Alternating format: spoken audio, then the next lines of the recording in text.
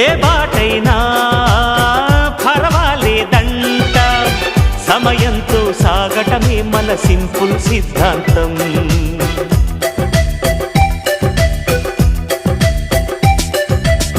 చిరుగాలికి పరిమళమిచ్చే సిరిమల్లెల వనమై ఉందాం, గగనాన్ని నేలను కలిపే హరివిల్లుల బంతెన అవుదాం. ఆనందం అంటే అర్థం మనమందా, ప్రతి పూట పాటై సాగే హుషారు సరిగమలో. ఎన్నో ఎన్నో రాగాలుండే సంగీతం కాదా, చల్లకి నవ్వుల కేరింత.